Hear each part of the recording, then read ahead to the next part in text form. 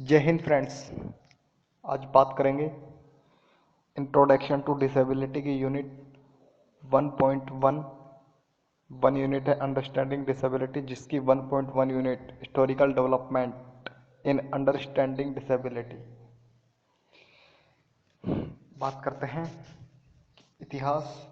वर्ष 1985 से 86 में तत्कालीन मंत्रालय ने दो भागों में विभाजित किया था, महिला एवं बाल विकास विभाग तथा कल्याण विभाग। साथ साथ तत्कालीन मंत्रालय बनाने के लिए अनुसूचित जाति विकास विभाग, जनजातीय विकास विभाग और अल्पसंख्यक और पिछड़ा वर्ग कल्याण विभाग को गृह मंत्रालय से और वक्फ विभाग को भी विधि मंत्रालय से अलग किया गया। इसके पश्चात इस मंत्रालय का नाम बदलकर सन 1998 में सामाजिक न्याय एवं अधिकारिता मंत्रालय रखा गया। बाद में 1999 में एक पृथक जनजातीय कार्य मंत्रालय बनाने के लिए जनजातीय विकास विभाग को इस मंत्रालय से अलग किया गया और बाल विकास विभाग महिला एवं बाल विकास विभाग मंत्रालय में चला गया। यद्यपि विकलांगता यानी दिव्यांगता का विषय संविधान की 7वीं अनुसूची की राज्य सूची में आता है। भारत सरकार हमेशा से दिव्यांगता के क्षेत्र में सक्रिय रही है। यह न सिर्फ 7 राष्ट्रीय संस्थानों NI जो विभिन्न प्रकार की विकलांगताओं के लिए अलग अलग कार्य कर रहे हैं, और साथ में संयुक्त क्षेत्रीय केंद्रों CRC संस्थाएं जो दिव्यांग व्यक्तियों को पुनर्वास सेवाएं मुहैया करा रहे हैं एवं पुनर्वास पेशेवरों के लिए पाठ्यक्रमों का भी संचालन कर रहे हैं। इसी प्रकार की सेवाएं प्रदान करने वाले बहुत से गैर सरकारी संगठनों को निधि प्रदान करती है और साथ में राष्ट्रीय दिव्यांग वित्त एवं दिव्यांग विकास निगम को धन देती है, जो दिव्यांग व्यक्तियों को स्वरोजगार हेतु रियायती ऋण देती है। इसके अलावा केंद्र सरकार द्वारा निम्नलिखित का पक्षकार है। फर्स्ट है दिव्यांग व्यक्ति की पूर्ण भागीदारी और समानता संबंधी घोषणा, दिसंबर 1992। सेकंड है संयुक्त राष्ट्र दिव्यांग व्यक्ति अधिकार संधि पत्र सम्मेलन, मई 2008। इस विषय में विभिन्न राज्य सरकारों से अलग अलग स्तर का ध्यान आकर्षित किया है। केंद्रीय स्तर पर भी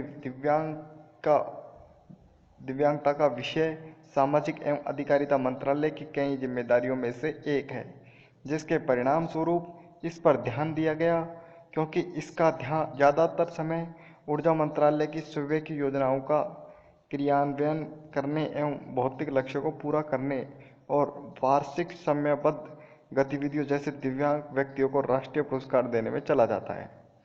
11वीं पंचवर्षीय योजना में कहा गया कि सामाजिक न्याय एवं अधिकारिता मंत्रालय के दिव्यांगता विभाग को एक अलग विभाग में परिवर्तित कर सशक्त किया जाएगा, ताकि यह अन्य सभी संबंधित मंत्रालयों के साथ प्रभावी रूप से समन्वय कर सके और दिव्यांग व्यक्तियों के प्रति अपने कर्तव्यों का निर्वहन कर सके। दिव्यांगता का विषय एक विशेष प्रकृति का होने के कारण UNCRPD के आलोक में व्यापक सत्र के कार्य किए जाने हैं और मौजूदा कार्यान्वयन संरचना की अपर्याप्तता के कारण अब सामाजिक न्याय एवं अधिकारिता मंत्रालय के विद्यमान दिव्यांगता ब्यूरो के उन्नयन का समय आ गया है। सरकार द्वारा दिनांक 3 जनवरी 2012 को सामाजिक न्याय एवं अधिकारिता मंत्रालय के अधीन ही एक अलग दिव्यांगता कार्य विभाग बनाने का निर्णय लिया गया। भारत के राष्ट्रपति द्वारा दोनों सदनों के समक्ष दिनांक 12 मई 2012 को इसकी घोषणा की गई। स्वतंत्रता पूर्व भारत में विशिष्ट शिक्षा का विकास। दृष्टिहीनता के क्षेत्र में कि दृष्टिहीन विशिष्ट शिक्षा। भारत में दृष्टिहीनों के लिए प्रथम विशिष्ट विद्यालय की स्थापना वर्ष 1887 में एक आंग्ल मिशनरी महिला एनी सार 1858 से 1903 द्वारा एक अन्य मिशनरी महिला ह्यूलिट के सहयोग से की गई। R.S. Chauhan Trump of spirit 1994 इस संस्था के अमृतसर स्थित सेंट कैथरीन अस्पताल के परिसर में शुरू किया गया तथा नाम रखा गया north India industrial home for Christian blind. इसे 1903 में राजापुर देहरादून ले जाया गया, जहां पर यह आज भी sharp memorial school for the blind के नाम से कार्य कर रहा है। इसके पश्चात पालायम Kota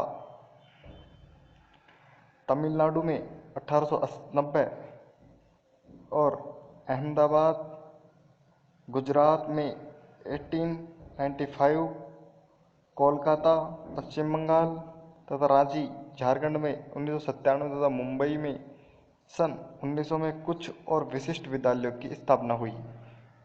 Chauhan handbook for the teacher of the visually handicap 1992 तथा ट्रम्प ऑफ द स्पिरिट 1994 20वीं शताब्दी में देश के अन्य भागों में धीरे धीरे दृष्टिहीनों के लिए कुछ और संस्थाओं की स्थापना हुई।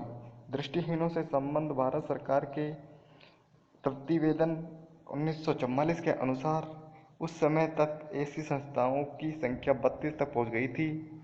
स्वतंत्र पूर्व दृष्टिबाधितार्थ विशिष्ट शिक्षा की प्रमुख विशेषताएं निम्नलिखित थी। फर्स्ट, अनेक कथाकथित दृष्टिहीनार्थ विद्यालय शिक्षा केंद्र से अधिक आश्रय स्थल मात्र थे। सेकंड, 32 में से केवल कुछ गिने चुने केंद्रीय दृष्टिहीनों के लिए शिक्षा के प्रगतिशील एवं वांछनीय स्थल थे। थर्ड है, किसी भी स्कूल में प्राथमिक स्तर से आगे शिक्षा सुविधाएं उपलब्ध नहीं थी। फोर्थ है, भारत में कोई ब्रेल प्रेस नहीं था। और फिफ्थ, सरकारी सहायता नाम मात्र ही थी।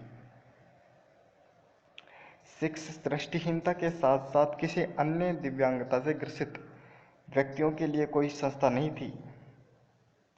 सेवन, समस्त संस्थाओं में दृष्टिहीनों की कुल संख्या का एक बहुत ही छोटा भाग सुविधाएं प्राप्त कर रहा था। महिला और पुरुष विद्यार्थियों की संख्या लगभग 1250 ही थी। सेकंड, स्वतंत्रता पश्चात भारत में विशिष्ट शिक्षा का प्रसार। दृष्टिबाधित स्वतंत्रता पश्चात भारत में विशिष्ट शिक्षा की दिशा एक प्रकार से अप्रैल 1947 में निर्धारित हो गई थी, जब भारत सरकार के शिक्षा मंत्रालय में दृष्टिहीनों को छोटी सी इकाई की स्थापना की गई। यह एक प्रगतिशील सरकारी कदम था। विशिष्ट शिक्षा के मार्ग की एक प्रबल बाधा 1951 में भारत सरकार द्वारा भारतीय ब्रेल लिपि की स्वीकृति और उसके बाद देहरादून में प्रथम ब्रेल प्रेस की स्थापना के साथ ही समाप्ति हो गई। इसके बाद दृष्टि विशिष्ट विद्यालयों की संख्या सरकारी व गैर सरकारी दोनों क्षेत्रों में तेजी से बढ़ी। 1960 के दशक के मध्य तक ऐसे विद्यालयों की संख्या 115 हो गई। राष्ट्रीय दृष्टिबाधितार्थ संस्थान देहरादून द्वारा 1989 में प्रकाशित सर्वेक्षण में विशिष्ट विद्यालयों की संख्या 190 बताई गई। इस सर्वेक्षण में अरुणाचल प्रदेश, असम तथा गोवा को सम्मिलित नहीं किया जा सकता था। 1990 के दशक के मध्य तक यह संख्या बढ़कर लगभग 250 हो गई।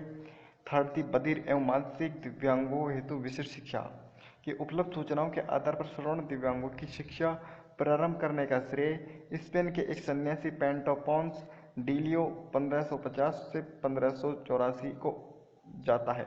उन्होंने 1555 में कुछ बधिर बालकों को पढ़ना, लिखना व बोलना सिखाया था। स्पेन के ही एक अन्य नागरिक जुआन पेब्लो वानेट ने 1620 में श्रवण दिव्यांगता की शिक्षा के संबंध में एक पुस्तक लिखी।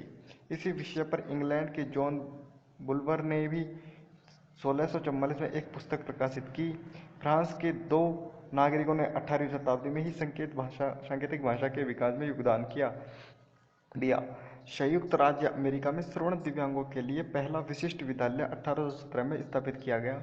1863 तक वहां इस प्रकार के 22 विशिष्ट विद्यालय स्थापित हो चुके थे।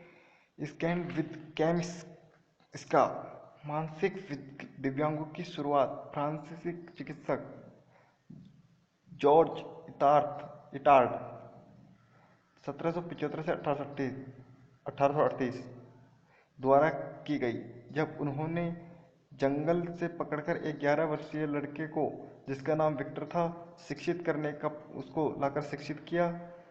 और इसके पश्चात सेगविन 1812 से 1880 ने इस क्षेत्र में फ्रांस व संयुक्त राज्य अमेरिका में महत्वपूर्ण भूमिका निभाई। इन दोनों ने क्रमशः 1801 तथा 1866 में अपने अनुभव तथा विधियों को पुस्तक के रूप में प्रकाशित किया, जिसके बाद में आने वाले विशेषज्ञ व शिक्षकों को बहुत लाभ हुआ। ऐसे विशेषज्ञों में मैडम मोंटेसरी 1870 से 1952 का भी नाम प्रकाशित है।